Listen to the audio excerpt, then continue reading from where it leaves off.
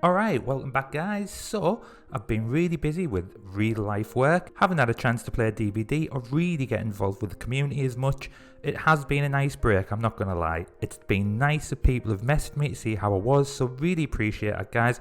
Wanted to let you know that everything is going really well at the moment in my life, so can't complain whatsoever. Anyway, the other day I decided to log on my Dead by Daylight Twitter account and I seen some more drama in the community. One of my last videos was bashing some of the bigger content creators and thought this leads on nicely even if it was 6 months ago. I'll look at this objectively guys and offer my take on things, and whether people like it or not, that's fine. This is just my opinion. Right, so we've got Tru versus Tru3ta1ent, take 3 or 4. Whatever it is up there now. Well, what happened? Well, it all started over a take that Tru made in regards to his ability and the ability of survivors that other streamers or YouTubers might face. Now, here is where the problem lies. I don't even think it's a problem. Tru can put out polarizing opinions, that's his prerogative, and the world would be a boring place if everyone agreed. However, the way he worded and portrayed it is naturally going to get people's backs up. Tru is a good DBD player. However, like I've said before, I admire that he persists with the same playstyle and hooks over kills, etc. However, this is not necessarily the correct playstyle if, and that's a big if, the playstyle that you want to showcase your talent. Tru has had some games and there's always critique that can show how he could perform better in certain situations. He doesn't want to do that, fine. But let's not then use that as a reason that other streamers, killers, YouTubers, whoever are getting their kills only because they're all paired up with Donut when it comes to survivors. Playstyle on Dead by Daylight matters. There are some excellent DBD kills in the community, and the best ones in my opinion are the ones that adapt better to the situation and adapt to the survivors they are playing.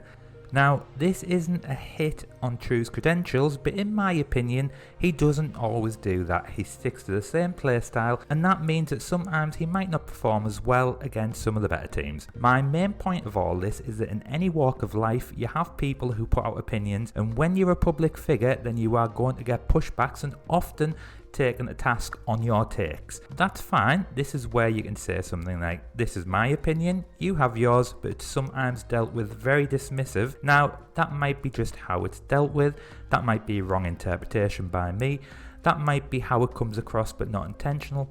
God knows. You need to remember that and accept it is part and parcel of your platform. This isn't exclusive to DBD as well, this is life. Whether you make political takes, sporting takes, or just general life takes, you are always going to have opinions that people might not agree with. I understand Tru's frustration because he has got a big viewing figure, so if I give my take on it, then I'm not going to arouse the public quite the same as Tru or Scott can with their viewer bases. Anyway, Tru made that comment and Scott made a tweet saying he wishes Tru wouldn't say this and to not discredit other killers, and quite frankly I have to agree with his take on this, as well as other content creators I think will think the same.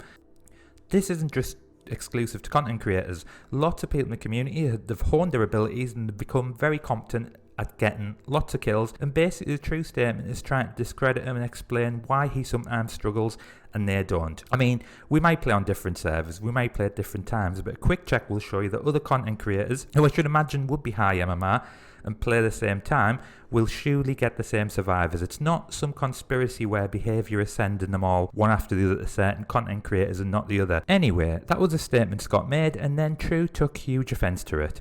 Obviously the previous history between the two doesn't help, but everyone is entitled to their opinion. But we are talking about two big content creators in the community, both with their opinions and a disagreement. I am pretty sure there's more content creators who have thought the same, but they try to stay away from the drama or scared of upsetting one another. From my understanding, when Tru pulled Scott up about him sending hate and disagreeing with him and believing that Scott was trying to cancel him, some people, not Scott, put a tweet up showing Tru's comment on one of his videos. I believe this video was recently. This comment was basically an assumptive comment asking who sent hate from a certain demographic. This has started off quite a lot of questions towards Tru about why he said it, what was he thinking. I've looked everywhere and can't see at any point apart where Scott has brought this up, but this has caused Tru to really go on the defensive about what he wrote, and I think he's reaching a bit about what he said and how he doesn't find it offensive. Personally, reading that comment, it's not a great comment.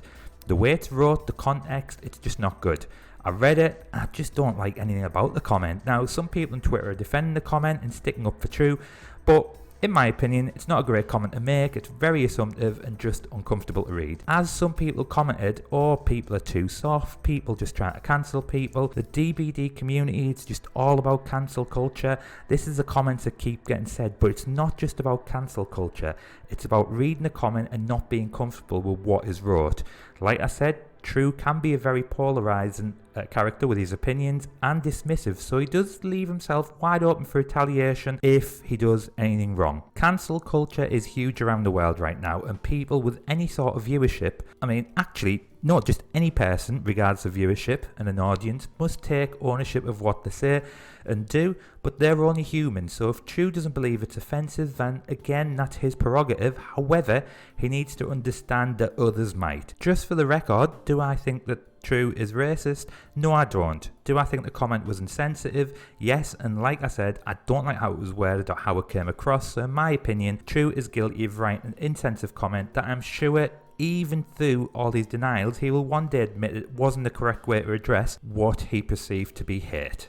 Now, neither myself or Tru are really the people to decide if it's offensive or not. He needs to listen to the community's feedback. Interesting, some people have commented on his Twitter from Indian backgrounds who were offended. Tru needed to apologise and move on. Yes, he would have still had people gunning for him, but close that chapter, accept what you said wasn't great, and move on. What happened instead actually seems to have probably made things worse for him. Yes, Tru did offer some sort of apology, but instead of leaving it at that, he then showed an example of Scott with some very outrageous comments off his Discord server. I believe these comments were from a year ago, from what I make out, and I believe he's already apologised for this. It's not great, and I'm sure Scott will agree that what he wrote wasn't great whatsoever. This, however, did bring more hate towards Tru, who is looking like he has a bit of a personal vendetta against Scott, and sort of how it came across to me was, okay, I said this, but look, he said worse, why aren't you going at Scott? This sort of devalued his apology and made his argument look pretty petty, especially as it wasn't Scott who made any mention of the original comment on his Twitter. Again, I've just been going through Twitter, I could be wrong, correct me if I'm wrong guys. I believe that Tru didn't get quite the reaction he wanted, and I'm sure it's going to rumble on even more, as it has done today, with more accusations fired off towards Scott, and both communities continuing the war of words. Do I think Scott is innocent in all this? Now, I made a video last time I had a bit of drama and said neither of them have covered themselves in glory. It ended with Tru losing his fog whisperer status, something which I believe is still hurting Tru, and whatever both say about each other, it's going to be magnified and cause anguish to each other. It's a tough one to see how this is resolved. Scott has a commentary channel that talks about opinions and views of Dead by Daylight.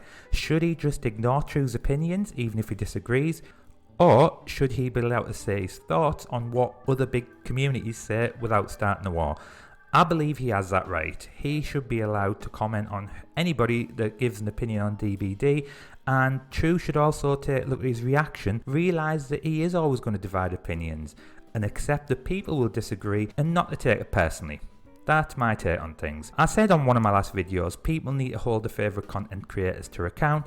Don't blindly just agree with them and give them an echo chamber. We are all human, we sometimes say or do things that we regret, and it's all about how we react and grow from these situations. Some of the bigger content creators though need to realise that their take on things isn't necessarily the best take. That could be their opinion and they're perfectly entitled to that, but be prepared for people to counter that opinion. This is not hate, this is not witch hunt, this is not a cancel culture, this is people saying, you've said this, I disagree. Now, Twitter makes things a lot worse because you've got a character count, people can't get everything across. Sometimes you read a Twitter take and you just think this is worded horrifically, so you've just got to remember that as well. Anyway, let's see where it goes next, and before you all say, I'm not cloud chasing, I watch both Scott and Tru, although I haven't watched as much lately due to other commitments, and I'm sure they're probably both decent human beings, but people need to learn to take ownership of action and move on, and on this occasion, my advice is for Tru to have a long hard think, because it's obviously going to eat away at him. Focus on the things that matter to you. Try to keep growing your brand and your audience, and accept that you're going to receive criticism on your takes, and it's not personal. The DBD community is big enough for the both of them. Accept that you don't like each other, accept that both will have an opinion on each other. It's time to just move on in life. Anyway, hopefully it won't be another 6 months before I make another video, but would love to hear your thoughts in the comments below. Hope you all have a great day, guys, and take care.